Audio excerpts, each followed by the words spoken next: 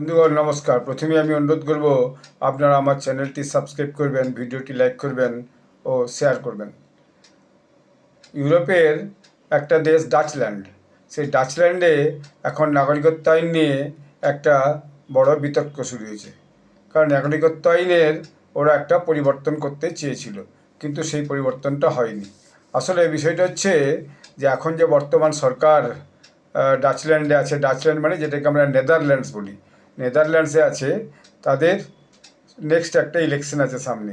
তো সেখানে যে একটা বিভিন্ন দলের জোট হচ্ছে, তো যে দলের জোট ক্ষমতায় আছে তারা অবশ্যই চেষ্টা করবে যাতে আগামী দিনেও ক্ষমতায় টিকে থাকতে পারে।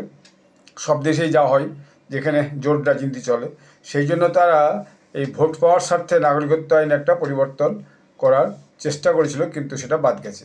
সেই পরিবর্তনটা হচ্ছে, প্রথমে ছিল যে দ্বৈত নাগরিকত্ব, ডুয়াল সিটিজেনশিপ, অর্থাৎ ডাচল্যান্ডের অর্থাৎ নেদারল্যান্ডসের নাগরিকত্ব থাকবে এবং আবার অন্য দেশেরও নাগরিকত্ব নিতে পারবে। সেক্ষেত্রে ঠিক হয়েছিল যে 10 বছর যারা ধারাবাহিকভাবে ওই দেশে বাস করবে এবং ওই দেশের যে সংস্কৃতি, কালচার, এডুকেশন তার সাথে একাত্ম হয়ে যাবে, তাদেরকে একমাত্র ডুয়াল সিটিজেনশিপ দেওয়া হবে। অর্থাৎ নেদারল্যান্ডসের সিটিজেনশিপও থাকবে এবং বাইরে যে দেশ থেকে এসেছে, যে পাসপোর্ট নিয়ে এসেছে অন্য দেশ থেকে, সে দেশেরও তার সিটিজেনশিপটা থাকবে। কিন্তু দেখা গেল এখন এই মুহূর্তে এটা পরিকল্পনা তারা বাতিল করছে না। 10 বছর থাকতে হবে এরকম কোনো বাধ্যবাধকতা নেই, এইটা বলেছে। অর্থাৎ দেখা যাচ্ছে যারা 5 বছরের বেশি আছে, 6 বছরের বেশি আছে বা 5 বছর আছে, তো তাদের ক্ষেত্রে যাতে ভোটটা কার্যকরী হয় এবং তারা যাতে 10 বছরের চক্করে পড়ে সেই ভোটিং রাইটসটা না হারিয়ে যায়, ফলে সেই জন্য এটা বাতিল করেছে যাতে এই সরকার তাদের ভোটটা পায়। এটা মানে নিউজটা যেটা হয়েছে ডাচ নিউজ থেকে, সেটা আমার যা পড়ে যেটা আমি বুঝতে পেরেছি বা আমার মনে হয়েছে, আমার যেটা বিশ্লেষণ। এখন এই যে দ্বৈত নাগরিকত্ব সংক্রান্ত আইন যেটা পরিবর্তন করার কথা ছিল, অর্থাৎ কমপক্ষে 10 বছর থাকলে তবেই তাকে দ্বৈত নাগরিকত্ব দেওয়া, অর্থাৎ ডাচল্যান্ড নেদারল্যান্ডসেরও নাগরিকত্ব পাবে এবং যে দেশ থেকে সে এসেছে পাসপোর্ট নিয়ে সে দেশেও নাগরিকত্ব পাবে, সেইটাকে এখন কিন্তু বাতিল করে দেওয়া আছে। তারা এই যে একটা রিসেন্ট একটা যে প্রকাশ করেছে, গত শুক্রবার যে একটা পরিকল্পনা প্রকাশ করেছে, সেখানে বলছে যে যে সমস্ত বিদেশে বসবাসকারী ডাচ নাগরিকরা আছে, যারা নাগরিকরা জার্মানি, বেলজিয়াম, ফ্রান্স এবং ব্রিটেনের যে লোকেরা, তাদের তুলনায় তাড়াতাড়ি তাদের ডাচ পাসপোর্ট হারাবেন না। তবে নেদারল্যান্ডস যারা নতুন নাগরিকত্ব প্রক্রিয়ার মধ্যে যেতে চান, তাদের এখন অন্যান্য জাতীয়তা ত্যাগ করতে হবে। অর্থাৎ যেভাবে হয় কি, যে অন্যান্য দেশে দ্বৈত নাগরিকত্ব আছে, যেমন জার্মানিতে আছে, বেলজিয়ামে আছে, ফ্রান্সে আছে, ব্রিটেনে আছে, কিন্তু সেখানে দ্বৈত নাগরিকত্ব কিন্তু দ্রুত চলে যায় যদি সেখানকার নিয়মকানুনকে মেনে না চলে। তো নেদারল্যান্ডসে যারা নতুন নাগরিকত্ব নিতে যাবে, তাদের কিন্তু যে অন্য নাগরিকত্বটা আছে, অর্থাৎ এক্স পাসপোর্ট যেটা আছে, যে দেশ থেকে এসেছে সে দেশের যে পাসপোর্টটা আছে, সেই পাসপোর্টটা তাকে কিন্তু ত্যাগ করতে। অর্থাৎ কেউ যদি ভারত থেকে যায়, তাকে বলতে আমি ভারতের নাগরিকত্বটা, ইন্ডিয়ান সিটিজেনশিপটাকে আমি রিভোক করছি, তাহলে আমাকে নেদারল্যান্ডসের পাসপোর্ট দেওয়া হোক। আসলে এটা ব্যাপারটা হচ্ছে যে অন্যান্য যে ইউরোপিয়ান ইউনিয়নের দেশগুলো, তার মধ্যে নেদারল্যান্ডস আর অস্ট্রিয়া, এই দুটো দেশে কিন্তু দ্বৈত নাগরিকত্ব এখনও চালু নয়, দ্বৈত নাগরিকত্ব কিন্তু নিষিদ্ধ। এবং জার্মানিতেও একটা আইন পাস করেছে খুব মানে সম্প্রতি, সেই আইনে বলছে যে যারা জার্মানিতে এসে জার্মান হয়ে গেছে, তাদেরও কিন্তু মূল জাতীয়তা তারা রাখতে পারবে। অর্থাৎ জার্মান পাসপোর্ট পেয়ে গেছে, জার্মানিতে আছে, দীর্ঘদিনই আছে বা কিছুদিন আছে, কিন্তু তাদের যে মূল পাসপোর্ট যদি ভারত থেকে গিয়ে থাকে, সিঙ্গাপুর থেকে গিয়ে থাকে বা জাপান থেকে গিয়ে থাকে, তারা কিন্তু তাদের সেই যে নাগরিকত্বটা সেটা কিন্তু রাখতে পারবে। এখন এই যে জোট, তাদের মধ্যে যে চুক্তিটা, যে বিদায়ী মন্ত্রিসভা, যারা এখন বিদায়ী হয়ে যাবে মন্ত্রিসভা এবং নতুন সরকার আসবে ভোট হওয়ার পর, তারা যে এই যে 5 বছর থেকে 10 বছর পর করার জন্য প্রয়োজনীয়তা, সেই প্রয়োজনীয়তার যে বিতর্কটা, সেই বিতর্কের জন্যই পরিকল্পনা বাদ দিয়েছে। কারণ দেশের জনগণ অনেকে চাইছেন এটা 10 বছর আগে হোক, অনেকে চাইছে যে না এটা 5 বছরেও হবে, পক্ষে বিপক্ষে হয়ে যাচ্ছে। কারণ এ তো শরণার্থী, তো অর্থাৎ সবাই তো মাইগ্রেটেড লোক, অন্য দেশ থেকে নেদারল্যান্ডসে যে কাজ করছে তাদের জন্য।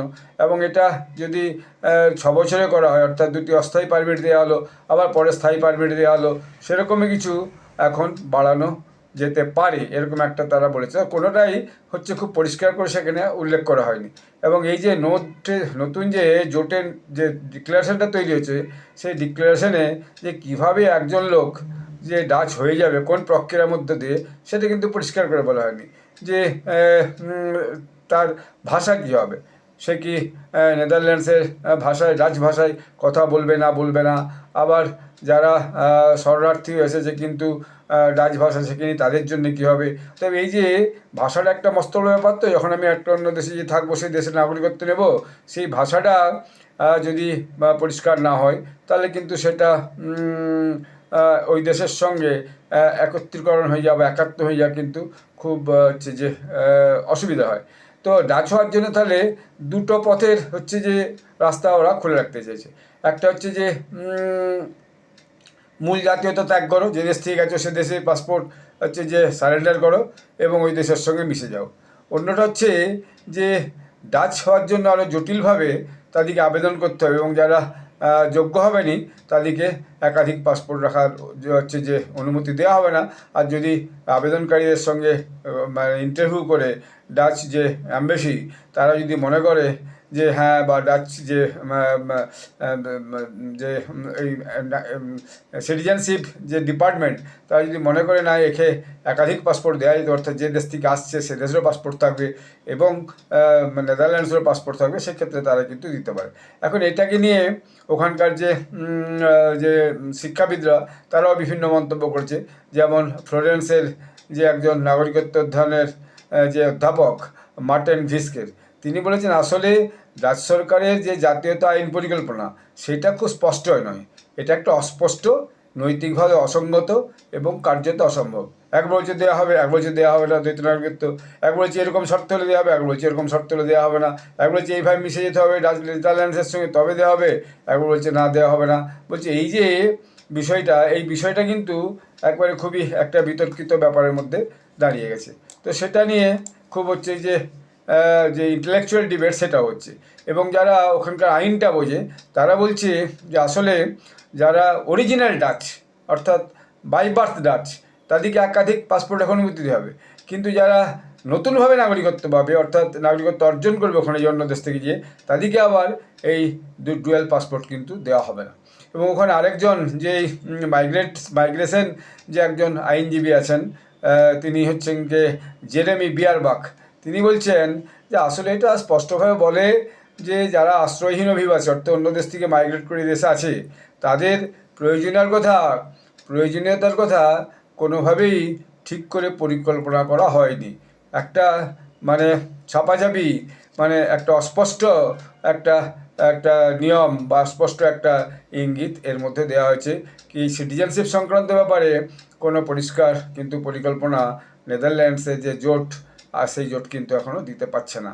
তো এটা আগামী দিনে আর খুব পরিষ্কার হবে। এখন যদি যে জোট এখন সরকারে আছে, এই বিদায়ী সরকার, তারা যদি পরবর্তীকালে ক্ষমতা আসে, তারা হয়তো এই সিদ্ধান্তটা বজায় রাখবে যে নতুন সরকার ক্ষমতা আসে, নতুন দল সরকারে আসে, তখন দেখা যাবে সেখানে যে নাগরিকত্ব আইনটা, সেই নাগরিকত্ব আইনটা হয়তো পরিবর্তন হবে। এই নাগরিকত্ব আইন নিয়ে সব দেশেই একটা কিছু সমস্যা আছে।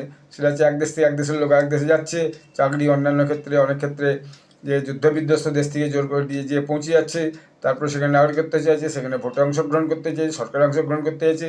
এই নিয়ে সব দেশেই একটা সমস্যা আছে।